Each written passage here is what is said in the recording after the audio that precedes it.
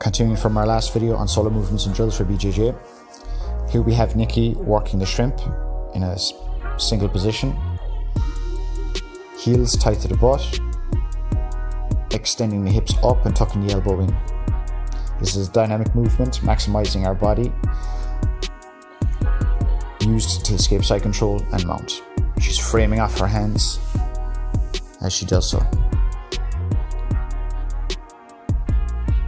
Next we have Nikki moving backwards using the shrimp position, and then we see her moving forwards off a similar shrimp position. This is a little bit more difficult, but it's necessary to be able to shrimp in all directions to help us escape. Again, pushing off the hips, pushing off the shoulder, whatever you need to do to escape.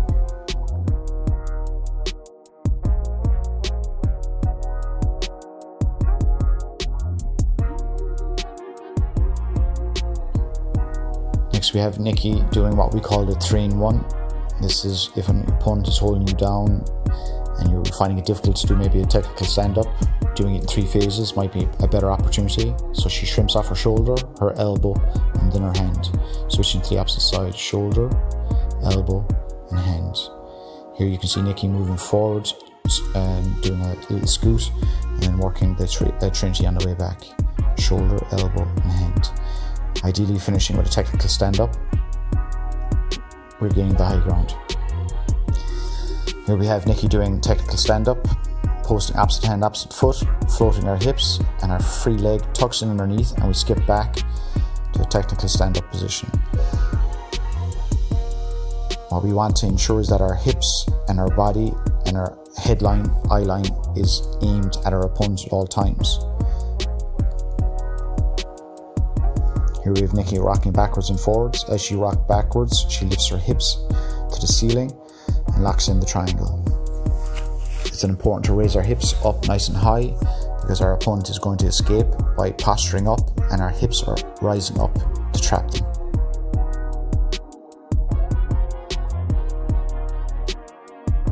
A great core exercise as well. Next up we have Nikki doing sit-throughs. She's kicking through with her front leg, opposite hand, opposite foot posting. And she's tucking her elbow into her body, showing control. We want to try and get our hips pointing up towards the ceiling and a full rotation.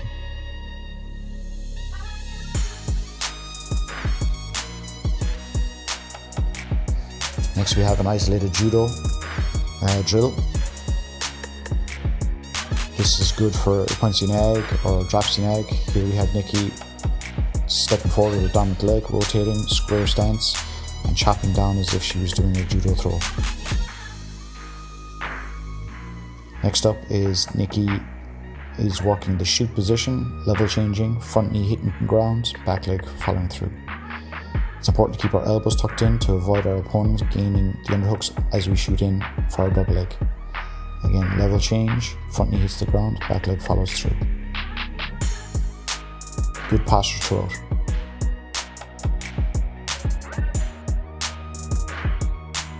Next we have some basic sprawl drills.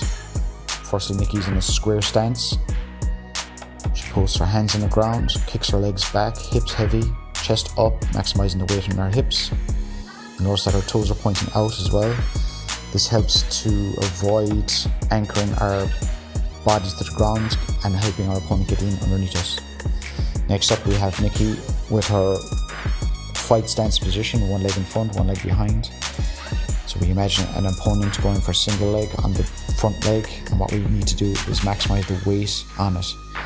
So we hands on the ground, sprawl the hips back, chest up, all the way going into the hip and into the grip of your opponent. You'll notice as well that Nikki's extending her free leg out and hovering it in the air.